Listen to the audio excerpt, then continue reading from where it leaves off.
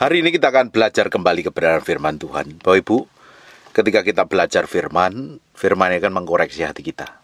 Kalau kita belajar firman untuk membangun manusia roh kita sendiri. Jangan kita belajar firman untuk hajar orang lain, untuk maki orang lain, untuk merendahkan orang lain. Justru ketika belajar firman, kita ngerti kebenaran yang kita mengerti akan memerdekakan kita.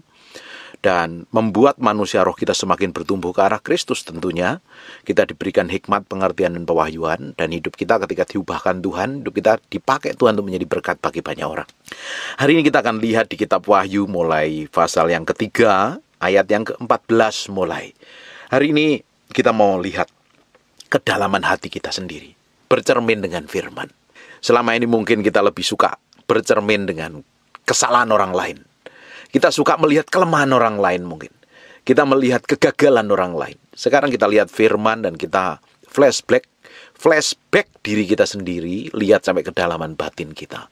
Kalau ada yang belum pas, kalau ada yang belum benar, kita sadar diri, bertobat dan balik sama Tuhan. Saya pun belajar firman, saya koreksi hati saya. Tuhan, selama saya belajar firman, berikan hikmat, wahyu, dan pengertian, supaya aku ngerti jalanmu, aku berjalan dalam kehendakmu, sampai garis akhir, engkau dapatin aku berkenan di hadapanmu. Bukankah yang kita kejar hari ini adalah perkenanan Tuhan? Kita ingin didapatin menyenangkan hati Tuhan lebih dari apapun juga. Kita ingin menjadi orang kesayangannya Tuhan. Setiap langkah, tindakan, dan perbuatan kita ini menyenangkan hati Tuhan. Kita mulai di ayat yang ke-14, dan tuliskanlah kepada malaikat jemaat di Laodikia. Inilah firman dari Amin, saksi yang setia dan benar, permulaan dari ciptaan Allah. Ini firman ditunjukkan kepada jemaat di Laodikia. Dan ini ditulis di dalam kitab Wahyu. Kitab Wahyu itu dalam Alkitab itu di bagian terakhir. Ini menggambarkan kehidupan kita hari ini. Nah, kita mau belajar dengan firman ini. Jangan sampai kita ini menyimpang dari kebenaran firman Tuhan. Firman selalu berbicara untuk hati kita. Waktu kita renungkan, waktu kita baca, firman ini mengkoreksi, meluruskan sesuatu yang tidak benar, yang menyimpang dari tujuan Allah. Sebab dosa itu menyimpang dari tujuan Allah. Awalnya menyimpang sedikit tidak terasa, tetapi di ujungnya semakin ditarik garis yang jauh, penyimpangannya semakin jauh, semakin jauh, semakin jauh. Dan kalau tujuan hidup kita menyimpang dari kebenaran, akhirnya apa? Kita nggak didapati menjadi orang kesayangan Tuhan, dan kita nggak didapati menjadi orang yang berkenan di hadapan Tuhan. Ini ditulis untuk jemaat di Laodikia, dan firman ini untuk jemaat di akhir zaman. Ya, kita hari ini, kita ini sudah hidup di penghujung akhir zaman. Kita akan melihat banyak hal yang terjadi di akhir zaman ini. Nah, kita akan mempersiapkan diri untuk bertemu dengan Tuhan. Baik secara pribadi bisa dipanggil Tuhan dahulu, atau kita bertemu Tuhan di awan-awan permai. Kita mempersiapkan diri dengan menjagain hati kita, pikiran kita, perasaan kita. Semua tindakan, sikap, dan perbuatan kita ini sejalan sesuai dengan kehendak Tuhan. Coba kita akan lihat di ayat yang ke-15-nya. Aku tahu segala pekerjaanmu. Kalau Tuhan tahu segala pekerjaan kita, apapun pekerjaan kita, artinya Tuhan lihat, Tuhan perhitungkan. Dari pekerjaan yang Tuhan percayakan sama kita, dari pekerjaan itulah dimulainya berkat itu akan dicurahkan dalam kehidupan kita. Saya sudah sering kali ngomong bahwa Tuhan itu memberkati kita melalui dengan apa yang kita kerjakan. Makanya apapun yang Bapak Ibu dipercayakan Tuhan, mengerjakan apapun juga, kerjakan dengan setia, kerjakan dengan tulus hati, kerjakan sepenuh hati. Jangan nanggung, sepenuh hati, apapun itu. Mau bekerja sebagai ibu rumah tangga, sebagai bisnismen, sebagai pengusaha, sebagai pegawai, sebagai pedagang, kerjakan sebagai hamba Tuhan terutama, lakukan dengan setia dengan segenap hatimu. Karena Tuhan melihat pekerjaan kita. Tuhan nggak ngelihat status sosial kita. Tuhan ngelihat kesetiaan kita ketika kita dipercayakan perkara kecil sekalipun. Kalau kita didapati menjadi orang yang dipercaya, bisa dipercaya, ujungnya kita akan dipercayakan yang lebih besar lagi. Tuhan tuh melihat loh, apapun yang hari ini Bapak Ibu kerjakan. Bahkan kesusahanmu, kerinduanmu, cita-citamu, keinginanmu, masalahmu, persoalanmu, Tuhan lihat. Tuhan kita tuh matanya menjelajah ke seluruh bumi untuk mencari orang-orang yang bersungguh hati mengasihi Dia. Kalau didapatin orang itu bersungguh hati, Tuhan akan limpahi kekuatan dan kuasa yang begitu powerful dan dahsyat. Semakin kita didapati menjadi orang yang menyenangkan hati Tuhan, hidup kita akan dibawa semakin ke dalam promosi dan peninggian. Diberikan pengaruh dan otoritas yang luar biasa. Tuhan lihat tuh pekerjaan kita. Kalau Tuhan lihat pekerjaanmu, Tuhan perhatikan detail hidupmu. Sampai kedalaman batinmu, sikap hatimu juga Tuhan lihat. Bayangin, aku tahu segala pekerjaanmu, engkau tidak dingin dan tidak panas. Ini celakanya, ini orang yang rajin bekerja, tetapi tidak punya kerinduan dengan Tuhan. Nggak dingin dan tidak panas, ke gereja nyasar ke gereja, ibadahnya sekedar ibadah. Jadi orang Kristen sekedar jadi orang Kristen. Pelayanan sekedar pelayanan, tapi tidak memiliki hubungan pribadi dengan Tuhan. Tidak dingin, tidak panas itu artinya cuek. Suam-suam kuku. Tidak dingin, tidak panas. Nggak punya kerinduan, kelaparan dengan itu, nggak punya. Juga nggak males-males banget. Jadi average rata-rata. Orang-orang model ini, orang-orang mediocre. Orang-orang yang berada di tengah-tengah. Ya nggak dingin, ya nggak panas. Yang penting saya jadi orang Kristen, rajin ibadah, saya nggak berbuat jahat, cukuplah semuanya itu. Cinta Tuhan juga enggak, doa juga enggak. Tapi orang ini rajin, dia bekerja. Dengerin baik-baik ya. Kalau engkau tidak dingin atau tidak panas, alangkah baiknya jika engkau dingin atau panas. Kalau engkau cinta Tuhan beneran. Kalau jahat-jahat sekalian. Kalau kita mengasihi Tuhan, kita dedikasikan hidup kita sepenuhnya untuk Tuhan. Kalau engkau jadi orang Kristen, komitmen hidup dalam kebenaran, hidup dalam kesucian, hidup takut akan Tuhan, mengejar Tuhan, mencari kerajaan Allah dan kebenarannya. Cintai Tuhan, bayar harga sungguh-sungguh di hadapan Tuhan. Pikul salib sangkal diri mati daging. Jangan hari Minggu di gereja, tetapi dari Senin sampai hari Sabtu, engkau berbuat jahat, mulutmu jahat, kelakuanmu jahat. Di gereja kelihatan kudus, suci, semuanya. Bisa nyembah, angkat tangan, nangis. Bahasa roh, kencang-kencang malahan.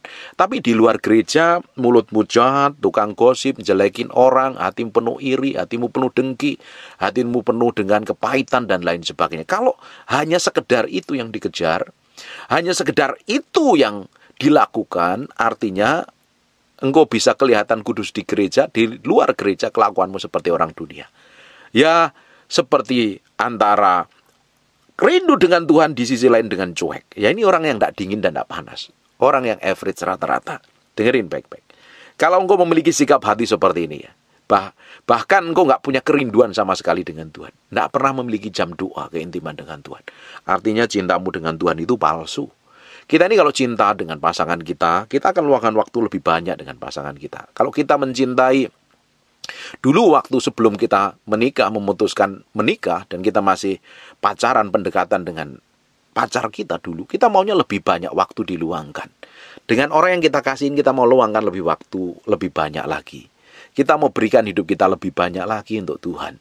Semakin kita berikan untuk Tuhan, semakin Tuhan tambah-tambahkan hikmat, pengertian, dan pengetahuan. Tuhan semakin bawa kita ngalami Tuhan selebih dahsyat lagi. Kalau engkau tidak punya kerinduan dengan Tuhan, engkau cuek dengan Tuhan, jadi orang Kristen sekedar Kristen, KTP-mu yang Kristen, tapi hidupmu nggak memiliki kedalaman keintiman dengan Tuhan, nggak belajar firman. Makanya banyak orang Kristen rata-rata rajin ibadah hari Minggu, tetapi nggak ngerti firman, bertindak seperti apa, nggak belajar firman. Dipikir firman itu yang pelajarin pendeta kok. Terus jemaat dikotbahin. Terus kalau udah dikotbahin ya sudah.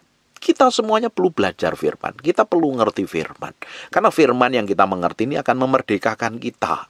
Kalau engkau hanya sekedar datang ibadah di gereja, tapi nggak memiliki hubungan dengan Tuhan, nggak belajar dengan firman, ketika engkau ngadapin masalah babak belur, mengalami goncangan, mengalami tekanan, mengalami persoalan, nggak tahu bersikap seperti apa. Makanya orang Kristen yang bertahun-tahun ke gereja, ketika menghadapi masalah, terus konseling cari pendeta itu perlu bertanya sama Tuhan. Kamu ini bertumbuh enggak? Orang yang bertumbuh dengan Tuhan, dia dengar suara Tuhan, dia ngerti firman Tuhan, dia tahu harus bertindak apa, dia harus melakukan apa sesuai dengan kehendak Tuhan. Tidak heran orang-orang yang hidupnya hari ini masih bergantung dengan pendeta. Kalau ada apa-apa nyarinya pendeta. Minta ditumpangi tangan pendeta, minta dapat nubuatan, minta dapat mujizat dari pendeta, minta dikonselingin pendeta. Pendeta bukan jawaban hidupmu, Tuhan yang jadi jawaban hidupmu. Makanya hari ini belajar firman, ngerti kebenaran, bergaul dengan Tuhan. Bukankah Tuhan yang disembah pendeta dan Tuhan yang disembah Bapak Ibu juga sama? Tuhan yang saya sembah dengan Tuhan yang Bapak Ibu sembah sama, firmannya sama, Alkitabnya sama. Bahkan kita ini sering melakukan aktivitas yang sama. di gereja. Tapi yang membedakan adalah kita memiliki hubungan yang berbeda dengan Tuhan. Kita mengerti firman, belajar firman, merenungkan firman, hidupin firman, berdoa, memiliki keintiman dengan Tuhan. Kita lakukan seperti itu, beda dengan orang-orang lainnya. Kalau kita melakukan seperti itu, hidupmu tambah powerful. Engkau ngadapin tekanan dalam bisnis, ngadapin tekanan dalam usaha, dalam keluarga.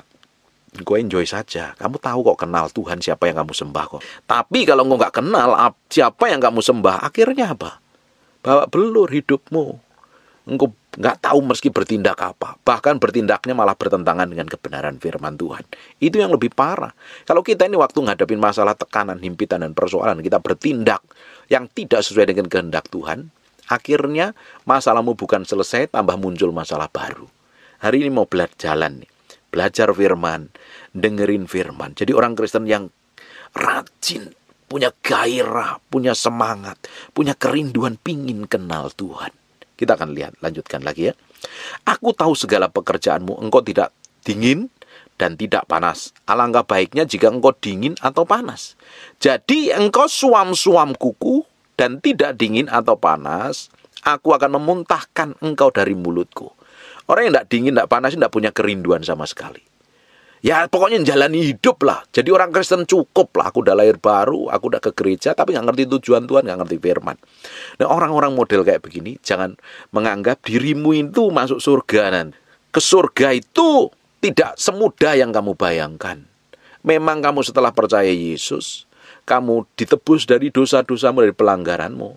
Kalau engkau mati waktu itu, engkau masuk surga. Tapi setelah kita ini percaya Yesus, kita jalani hidup hari-hari, kita ngalami tantangan, kita perlu jaga kekudusan, kita perlu jaga kesucian, kita memiliki kerinduan dengan Tuhan, kita memiliki rasa haus dan lapar dengan Tuhan.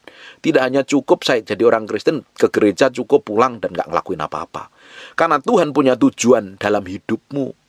Tuhan punya maksud dan tujuan. Ketika engkau diselamatkan, ngerti kebenaran, Tuhan punya maksud dan tujuan. Bukannya sekedar ngangetin bangku gereja. Pulang nggak ngerti apa-apa, lupa dengerin khotbahnya pendeta. Terus kelakuan, sikap, dan perbuatanmu persis seperti orang dunia. Itu harusnya berubah. Tuhan punya tujuan dan maksud. Ya nggak mungkin setelah kamu lahir baru, rajin ke gereja, rajin beri persembahan, rajin kasih makan pendeta, di sisi lain kamu berbuat najis, kamu berzina, kumpul kebo, selingkuh, kamu menipu, kamu kepahitan. Apa dijamin masuk surga? Ya tidak mungkin masuk surga. Ada proses kok yang harus kita lalui setiap hari. Pikul salib sangkal diri sampai kita diubahkan menjadi serupa segambar dengan Tuhan. Kita kalau nggak memiliki kerinduan dan kelaparan dan rasa haus dengan Tuhan yang begitu kuat, kamu jadi orang Kristen yang mediocre, nggak dingin dan nggak panas, suatu hari engkau akan dimuntahkan dari mulutnya Tuhan sendiri. Jadi karena engkau suam-suam kuku dan tidak dingin atau panas, aku akan memuntahkan engkau dari mulutku. Bagi yang pelayanan, yang terlibat pelayanan apapun juga. Kalau engkau hanya sekedar pelayanan tapi nggak memiliki hubungan dengan Tuhan, sebenarnya pelayananmu itu hanya cari pujian. Kamu nggak mencintai Tuhan dengan sepenuh hati. Kamu melayani Tuhan, tapi kamu nggak membangun keintiman. Kamu melayani Tuhan, tapi kelakuan, sikap, dan perbuatanmu seperti orang dunia. Bagaimana kamu bisa mencintai Tuhan? Karena kita ini mencintai Tuhan, karena kita mengasihi Tuhan, kita bangun keintiman dengan Tuhan, kita berikan hidup kita untuk melayani Tuhan. Bukan karena kita pelayanan, karena kita punya motivasi di baliknya. Salah. Kalau jadi hamba Tuhan bukan panggilan, tapi karena punya tujuan pribadi, engkau jadi hamba Tuhan yang gak mencintai Tuhan. Kamu punya maksud dan tujuan. Tapi kalau hamba Tuhan mencintai Tuhan dengan sungguh hati, memberi hatinya, memberi pikirannya, memberi perasaannya, memberi hidupnya, dia berikan seluruhnya untuk Tuhan.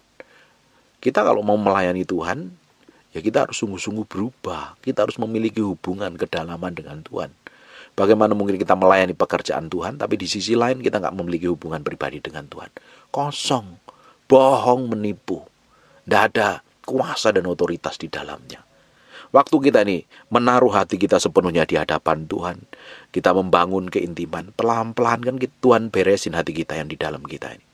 Makanya nggak mungkin kalau orang Kristen itu punya kerinduan dan kelaparan dengan Tuhan jadi orang yang biasa-biasa saja. Kalau engkau jadi orang Kristen udah puluhan tahun hanya biasa-biasa saja, Ada yang salah dengan hidupmu. Mungkin karena engkau nggak ngerti kebenaran. Engkau hanya minggu ke gereja, nggak ngerti firman. Isinya apa? Engkau harus ngelakuin apa?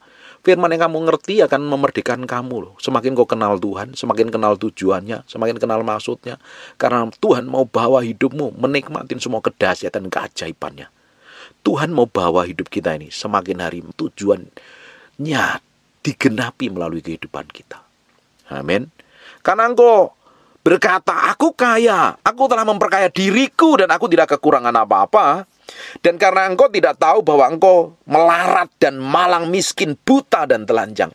Biasanya orang yang nggak butuh Tuhan, itu biasanya orang-orang yang sudah hidup berkecukupan. Tapi saya melihat teman-teman saya, ada orang-orang yang hari ini dekat dengan saya, bahkan orang-orang yang saya layanin, mereka adalah orang-orang yang diberkatin, more than enough, bahkan bisa disebut hidup berkelimpahan, tapi mereka cinta Tuhan, melayani Tuhan dengan sungguh hati. Ini yang benar.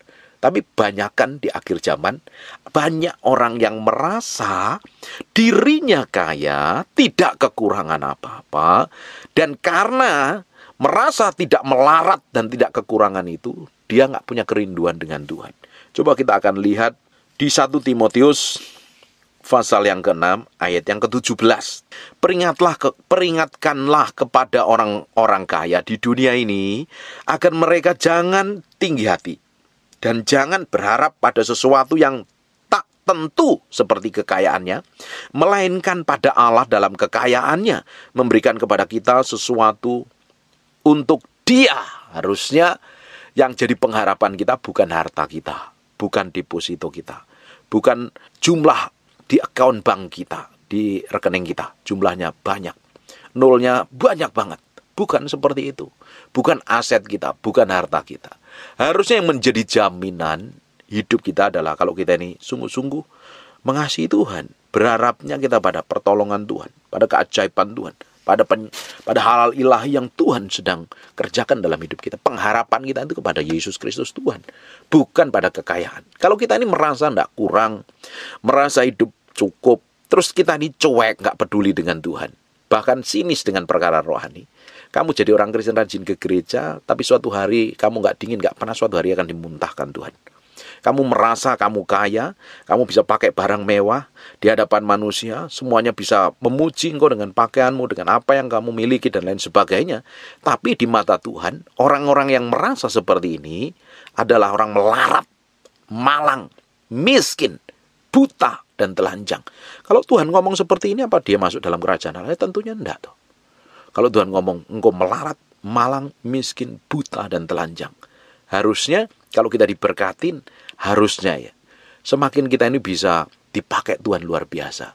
Karena kita dipercayakan berkat besar, dan kita bisa memberkatin banyak orang.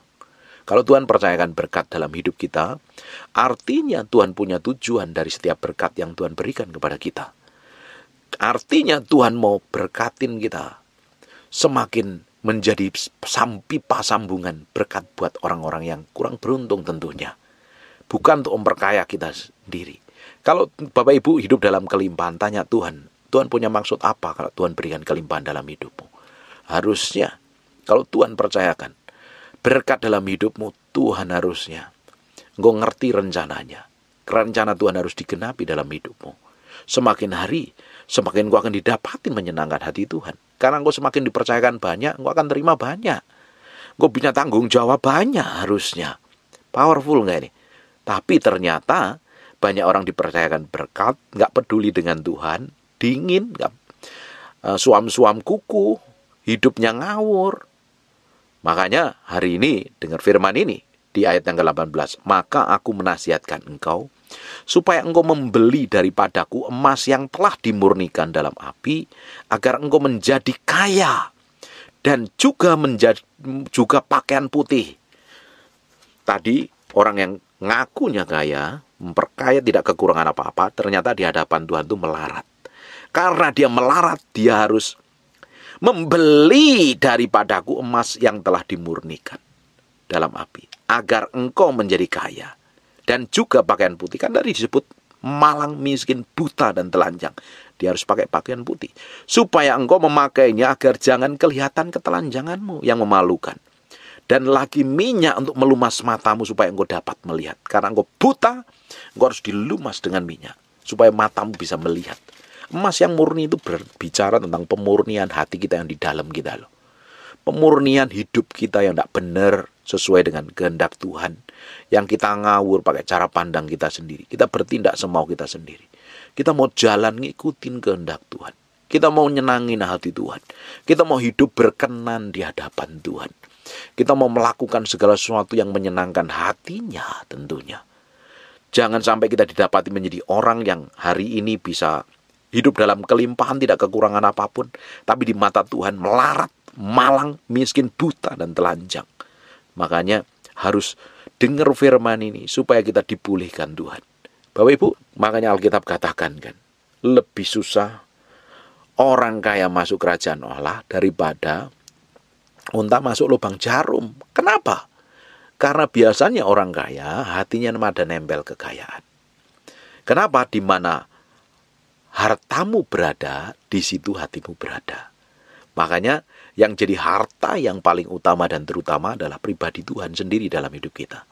Kalau Tuhan menjadi harta yang paling berharga dalam diri kita, hati kita akan nempel di sana. Tapi banyak orang kan nempelnya pada harta duniawi. Memang kita butuh uang.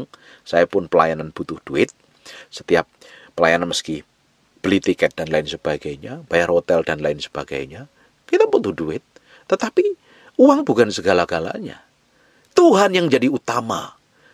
Kita butuh uang untuk biaya bayar IPL, bayar maintenance, bayar security, bayar beli bensin dan lain sebagainya. Makan, kita butuh duit. Tapi uang bukan segala-galanya. Tuhan harus jadi utama dulu loh. Kalau prioritas kita hanya ngejar uang, akhirnya kita nggak peduli dengan Tuhan. Toh, seandainya aku nggak ibadah, aku tetap diberkatin kok. Seandainya aku hidup biasa saja, aku tetap diberkati. Akhirnya mikirnya seperti itu. Padahal Tuhan punya maksud dan tujuan dalam hidupmu. Bukannya sekedar bergereja, toh. Tuhan punya maksud dan tujuan dalam hidupmu untuk jadi berkat bagi banyak orang. Ayat yang ke-19, barang siapa ku kasih, ia ku tegur dan ku hajar. Kalau hari ini kau dengar firman hari ini ya, dan kau dengar apa yang saya sampaikan nemplak dalam hatimu, artinya kau dikasihin Tuhan. Karena orang yang dikasihin Tuhan itu ditegur, bahkan dihajar. Sebab itu relakanlah hatimu dan bertobatlah. Kita lihat di Amsal pasal yang ketiga dan ke-12.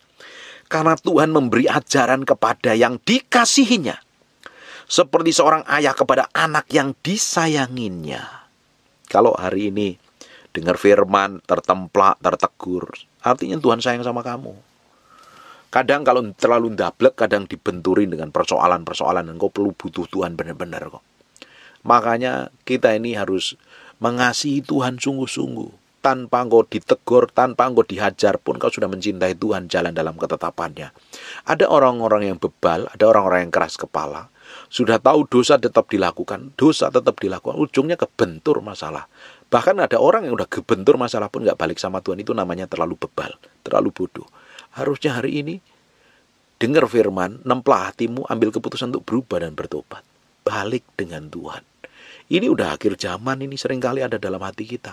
Udah ditegur aja bantah, cari pembenaran diri kok. Menyenangkan hatinya sendiri, jalan semaunya sendiri, berpikir seenak perutnya sendiri, bahkan nyerang yang ngajarin, nyerang yang negor, itu yang lebih parah lagi. Harusnya kita kalau ngalami teguran, ya kita ambil sikap hati yang benar. Mau ditegur, mau dididik, mau diajar, dan ambil keputusan untuk bertobat. Bertobat Bapak Ibu. Belajar memberi hati ini sepenuhnya untuk Tuhan. Kekristenan itu bukannya sekedar ibadah hari Minggu. Ibadah hari Minggu itu nggak akan bernilai apa-apa kalau engkau nggak bertobat sungguh-sungguh di hadapan Tuhan. Bahkan beberapa tahun terakhir ini kan kita nggak ibadah. Ini baru-baru tahun ini aja kita bisa beribadah leluas. Dulu kan beribadah. Kalau engkau nih hatimu nyembah Tuhan terus, connect dengan Tuhan, pasti hidupmu berubah. Makanya engkau bisa datang ibadah hari Minggu, memberi korban syukur, pujian, penyembahan di hadapan Tuhan, menyenangkan hati Tuhan. Jangan jadi orang Kristen yang biasa hari ini. Belajar terus berubah ke arah Yesus Kristus. Belajar terus menjadi serupa segambar dengan Tuhan. Biar hatimu dikoneksi dengan firman. Saya percaya kalau Bapak Ibu dengerin apa yang saya sampaikan, khotbah saya, pasti firman itu akan koreksi hatimu. Ketika engkau koreksi hatimu dan engkau ambil respon hati yang benar untuk bertobat, Tuhan akan pulihkan hidupmu. Tuhan akan dapatin hatimu berkenan di hadapan Tuhan. Perhatikan di ayat yang ke-20. Lihat, aku berdiri di muka pintu dan mengetok. Jika ada orang yang mendengar suaraku dan membukakan pintu, aku akan masuk mendapatkannya. Aku akan makan bersama-sama dengan dia dan ia bersama-sama dengan aku. Hari ini engkau bikin dosa pelanggaran. Engkau sudah jauh dari Tuhan. Engkau sudah meninggalkan Tuhan, jauh melakukan dosa pelanggaran kayak apapun. Hari ini ya, Tuhan ketok. Tiap hari dia ketok. Mari, bukakan pintu aku. Sampai engkau enggak buka pintu, dia akan tetap ketok. Sampai tangannya mungkin berdarah-darah. Dia tunggu kamu buka pintu. Dia Allah yang gentle. Dia Allah yang gentleman. Dia beda dengan roh jahat. Roh jahat kamu enggak undang, dia masuk. Oh, kamu lawan aja, dia pengen masuk menguasai hidupmu. Tapi Tuhan kalau engkau enggak undang, engkau enggak memiliki respon hati, engkau buka hati dan bertobat dari pelanggaran, dari dosa-dosa yang kamu lakukan dan perbuat di masa lalu. Kalau engkau tolak terus, dia enggak akan masuk loh. Tapi kalau engkau buka hati, dia akan masuk. Apa yang terjadi? Aku akan masuk mendapatkannya dan aku akan makan bersama-sama dengan dia dan ia bersama-sama dengan aku. Bapak Ibu bisa bayangkan ketika Yesus duduk makan bersamamu. Ketika kita nih, saya dengan istri ketika kita duduk di meja makan, kita banyak ngobrolin banyak hal. Ketika saya juga majak makan teman atau diajak makan sahabat atau teman. Kadang di meja makan kita bisa bicara banyak hal. Ngomongin bisnis, ngomongin usaha, ngomongin pelayanan, ngomongin doa, ngomongin pertobatan dan lain sebagainya. Di meja makan biasanya kita banyak cerita banyak hal. Kita ngomongin banyak hal. Sama, kalau engkau undang Yesus masuk dalam hidupmu, kau bukakan pintu, Tuhan akan bicara banyak hal dalam hidupmu. Jangan keraskan hati. Kalau engkau sudah tahu itu berdosa, ambil keputusan bertobat, itu tidak benar. Sudah tahu kepahitan itu tidak berkenan di hadapan Tuhan, ampuni itu, lepaskan pengampunan. Ya dia nyakitin saya Pak, percuma kamu kesel. Kamu hanya mengundang iblis dalam hidupmu. Kamu punya suami yang selingkuh atau istri yang selingkuh. Nggak ada solusi lain kecuali kamu maafkan. Kalau kamu pakai acaramu sendiri, pakai kekuatanmu sendiri, kau bisa ngambil keputusan untuk cerai loh. Selesailah sudah. Bukan berarti masalahmu selesai loh. Hatimu belum selesai di hadapan Tuhan.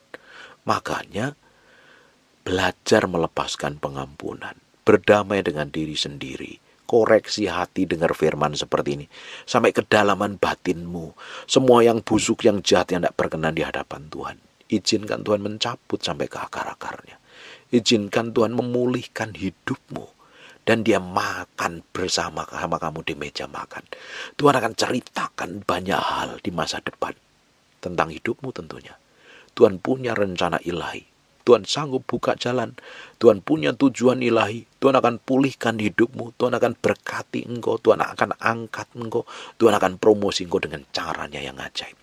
Saya berdoa, Bapak Ibu, apa yang saya sampaikan hari ini, hidupmu akan diubahkan terus di dalam hadirat Tuhan. Saya berdoa semakin hari, Tuhan berkuasa. Tuhan beracara dengan caranya yang ajaib. Dengar firman, ambil keputusan, dan bertobat sungguh-sungguh. Dengerin ayat yang ke-21, perhatikan baik-baik.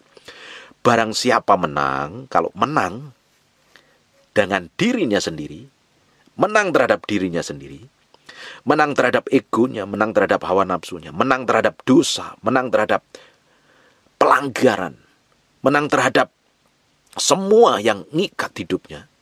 Orang-orang ini, ia akan kududukkan bersama-sama dengan aku di atas tahtaku, sebagaimana aku pun telah menang dan duduk bersama-sama dengan Bapakku di atas tahtanya.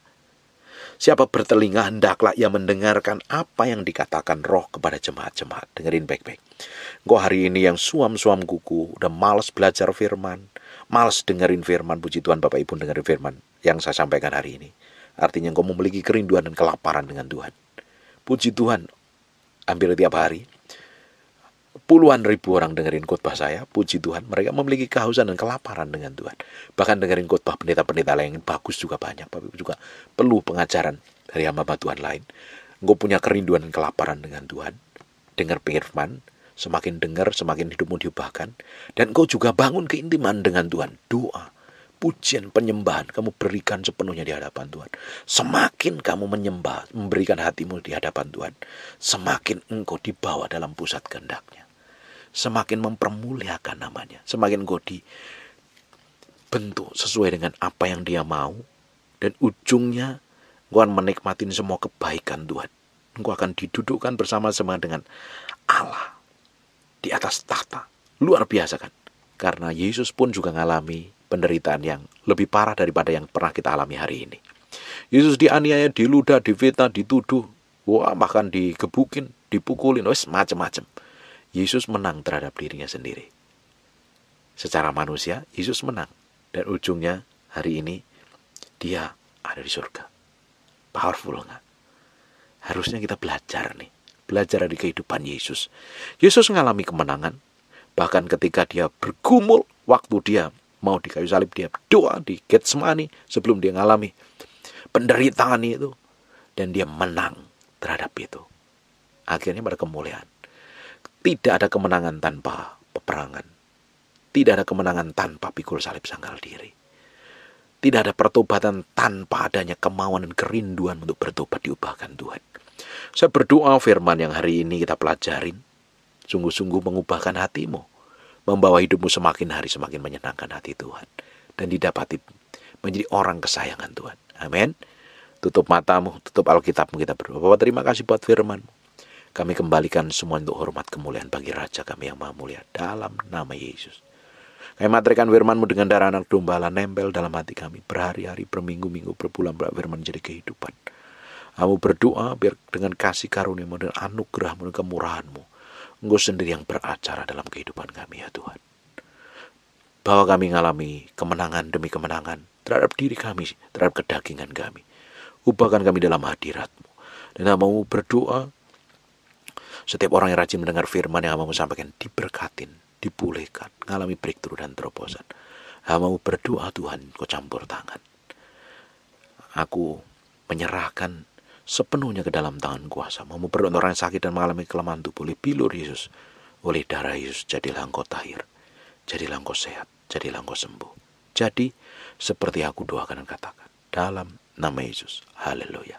Amin. And God bless you. Terima kasih siang hari ini. Terima kasih Tuhan. Terima kasih Tuhan, Kau baik, Kau baik. Lihat sampai kedalaman hati kami Tuhan. Koreksi dengan firman-Mu, bahwa kami menjadi serupa segambar dengan Engkau. Kami hanya ingin menyenangkan hati-Mu, bukan yang lain Tuhan. Dapatin hati kami menyenangkan hati. Siang hari ini, Roh Kudus, kami memberi hati kami untuk Engkau, untuk diubah, dijamah, dilawat Tuhan. Enggak ada yang lain yang lebih mulia selain Engkau.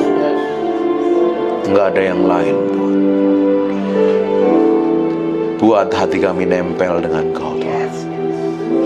Pikiran dan perasaan kami menyatu dengan Engkau, sehingga kami ngerti apa yang Engkau mau dalam hidup kami. Dalam nama Yesus. Haleluya. Amin. We thank you, we praise you, we adore you. We thank you, we praise you, we adore you. Terima kasih siang hari ini. Terima kasih Tuhan.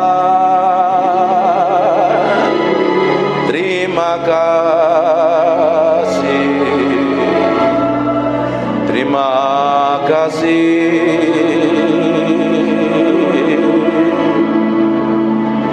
Di dalam hadirat-Mu kami diubahkan mengenal Engkau. Di dalam hadirat-Mu kami mencintai-Mu.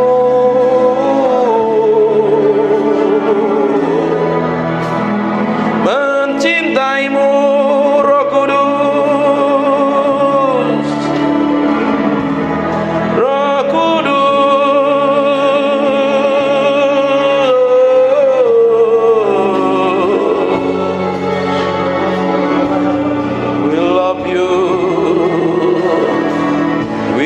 praise you, we adore you. Tetap tinggal di dalam hadirat-Mu, sebab kami mencintai-Mu. Oh Tuhan,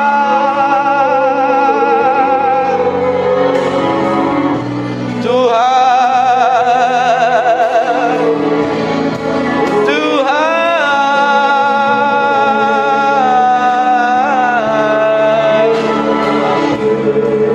Naralamo senemede pianaramo, ikiri miana nanamo se, ikiri bien nanamo so.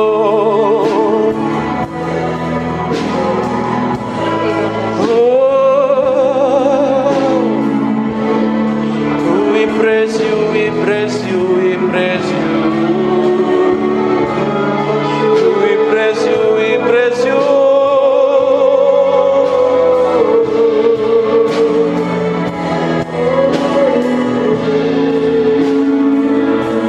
Berlama-lama dalam hadirat-Mu, menikmati kuasa-Mu, Tuhan, Tuhan.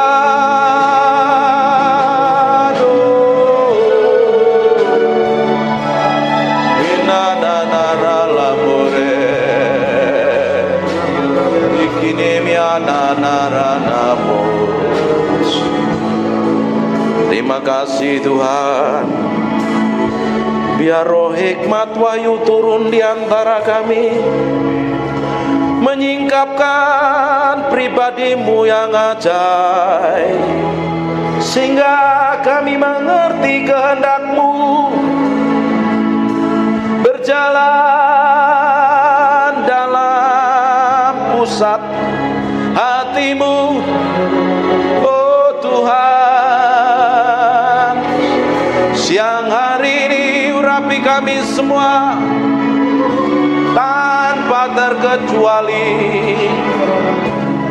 Kami adalah orang yang mencintai-Mu dan mengasihi-Mu.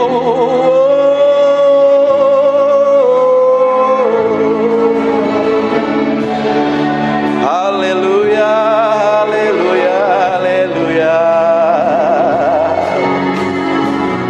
Terima kasih. Yang merasakan hadirat Tuhan kasih tepuk tangan yang meriah. Hanya untuk Raja yang mulia.